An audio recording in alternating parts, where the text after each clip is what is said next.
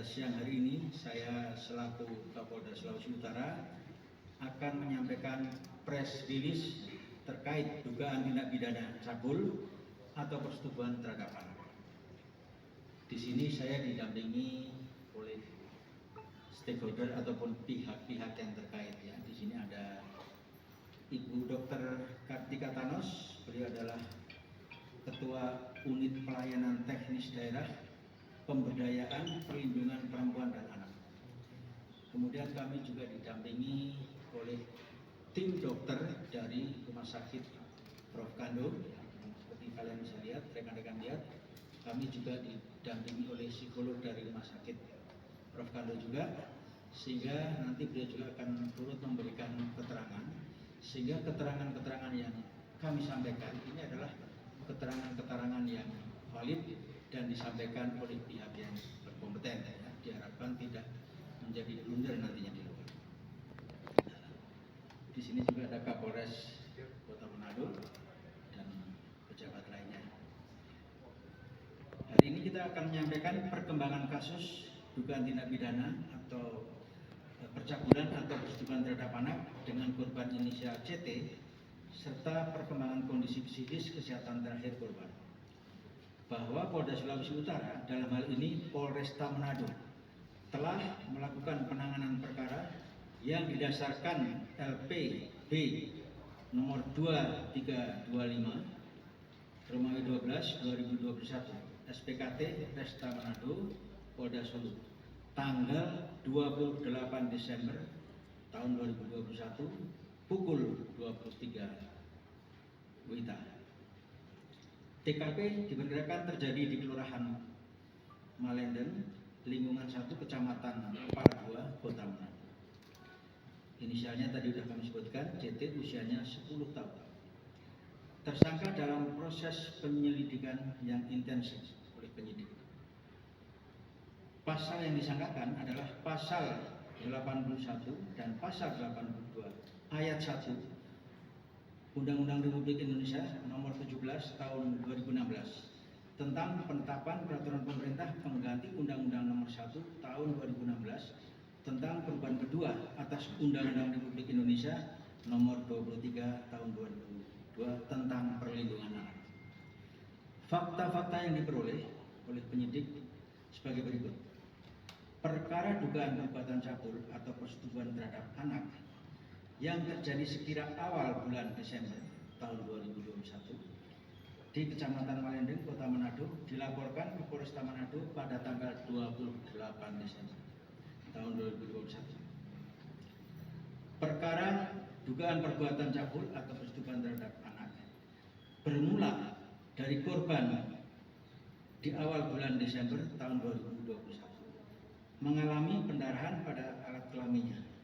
Pada awalnya, ibu korban menduga bahwa korban sedang mengalami menstruasi. Namun setelah beberapa hari berlangsung, pendarahan tidak kunjung berhenti dan kondisi anak tersebut semakin banyak pendarahannya. Sehingga ibu korban membawa ke rumah sakit atau ke dokter umum, akan tetapi kondisi anak juga tidak kunjung membaik. Sehingga orang tuanya membawa yang bersangkutan ke rumah sakit Walter Monginsidi pada tanggal 28 Desember 2021 pada saat siang hari. Dan dari rekomendasi dokter rumah sakit Walter Monginsidi itulah yang menyarankan agar korban dirujuk ke rumah sakit Prof. Kando dan agar ibu korban melaporkan kejadian tersebut sebagai perbuatan cabul atau persetubuhan ke pihak kepolisian. Kemudian pada tanggal 28 tahun 2021 pukul 23.00 WITA, ibu korban datang sendirian dan melaporkan hal tersebut kepada Polresta Manado dikarenakan korban telah dirawat di ruang intensif rumah sakit Prof. Kando. Maka prioritas utama penyidik saat itu adalah pemulihan dan penyelamatan korban agar cepat sehat dengan berkoordinasi aktif dan intensif dengan pihak dokter rumah sakit Prof. Kando, juga UPTD P3A ya, atau Unit Pelayanan Teknis Daerah Provinsi Sulut. Di samping itu, penyidik juga melakukan serangkaian upaya-upaya penyelidikan untuk menindaklanjuti perkara tersebut. Yang telah penyidik lakukan, yang pertama, berkoordinasi dengan UPTD P3A yang tadi kami sebut, yaitu singkatan Unit Pelaksana Teknis Daerah Pemberdayaan Perempuan dan Perlindungan Anak Provinsi Sulut, yang di dalamnya terdapat unsur ada psikolog, kemudian ahli hukum, rohaniawan, serta secara intensif berkoordinasi dengan tim dokter Rumah Sakit Prof. Kandung.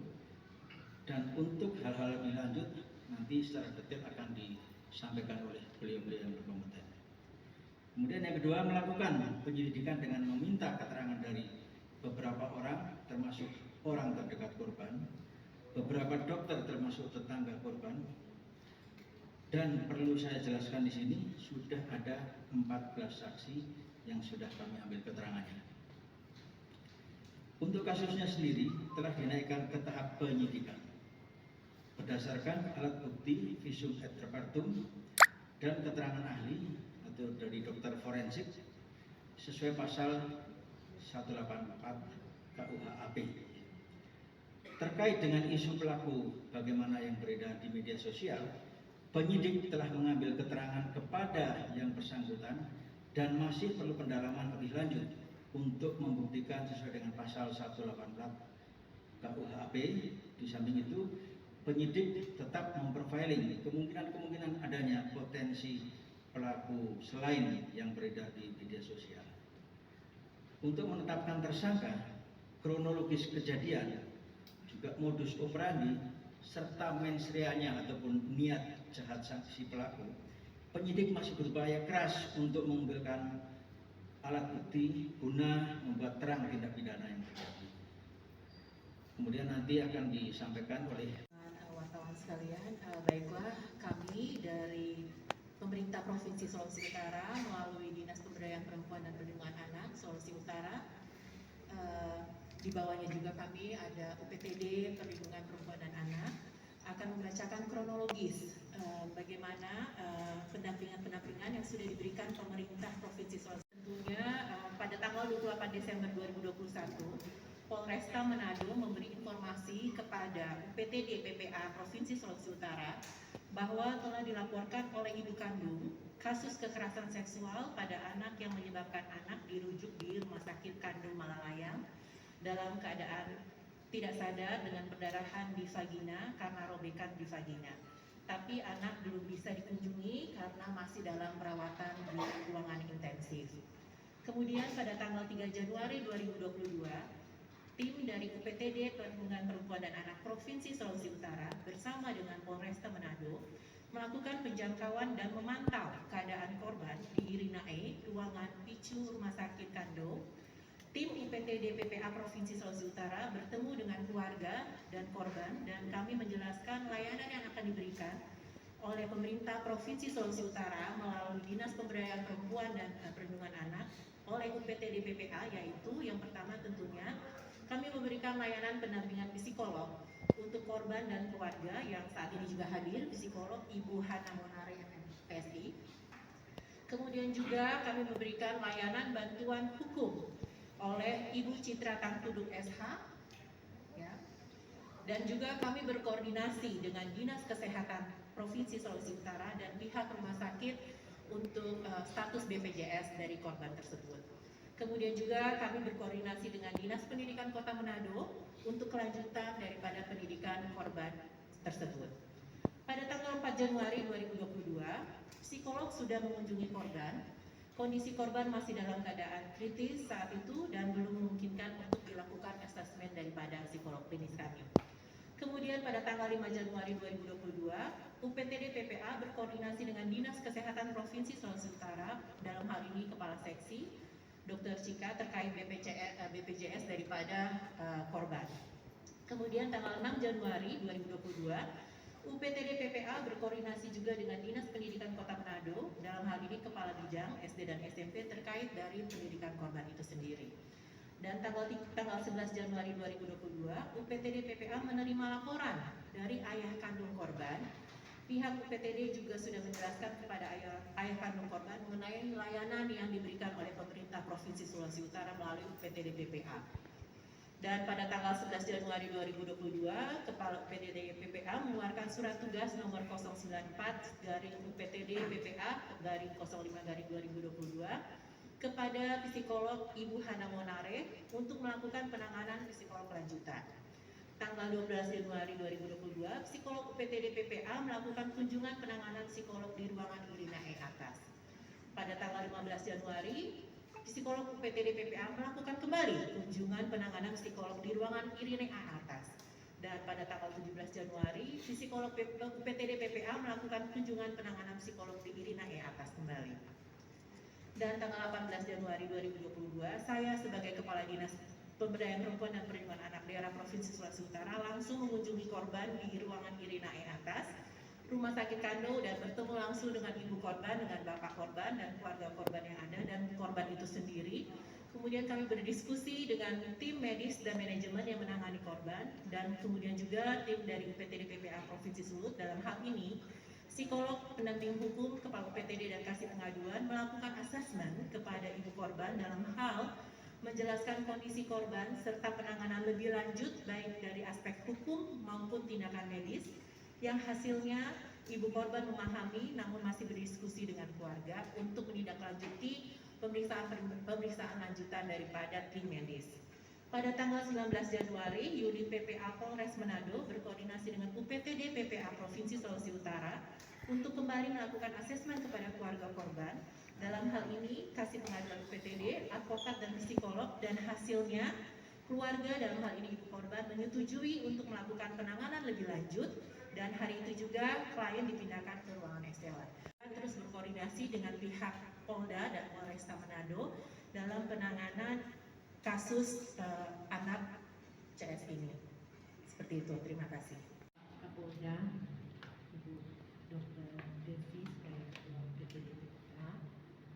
Dari tim medis kami bisa melaporkan bahwa seperti yang disampaikan, kami menerima dari Rumah Sakit Kandung seorang pasien yang pada tahap awal sudah kami tangani sesuai dengan langkah-langkah yang dalam ilmu kedokteran, yaitu kami menangani dulu kondisi gawat darurat yang ada pada anak tersebut. Jadi segala kegawat daruratan ditangani.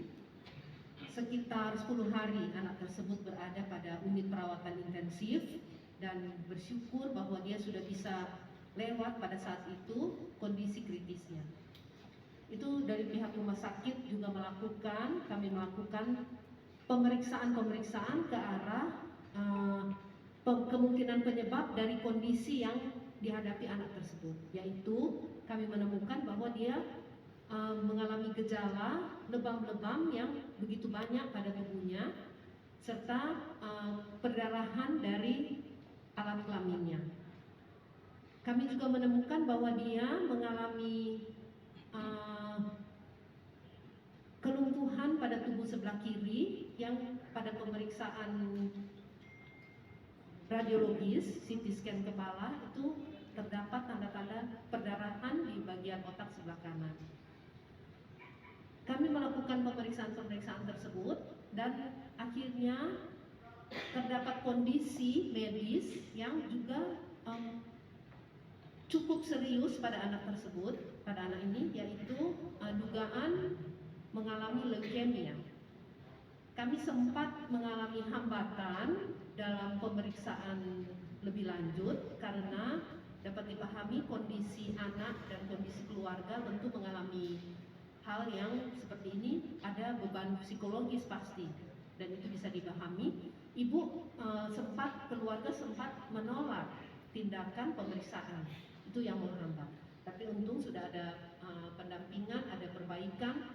Ibu sudah setuju, dan kemarin sudah dilakukan pemeriksaan ke arah membuktikan bahwa anak ini mengalami leukemia, dan juga untuk menentukan jenis-jenis leukemianya agar supaya pengobatan bisa dilakukan dengan lebih tepat. Saat ini kondisi anak tersebut sementara kami rawat di ruangan Estella seperti tadi sudah disampaikan, kondisinya masih cukup serius, bukan bisa dibilang ini penyakit ringan karena perdarahan yang dialami itu walaupun sudah ditransfusi tetap komponen-komponen darahnya itu naik turun karena kita tahu leukemia itu ada kondisi dia kurang bisa memproduksi sendiri. Jadi dengan pemberian transfusi sempat naik, bisa dilakukan tindakan, tapi naik turun sehingga tetap kami rawat dan mudah-mudahan untuk kondisi leukemianya ini bisa segera mendapat kepastian sehingga bisa dilakukan penanganan lebih tepat lagi.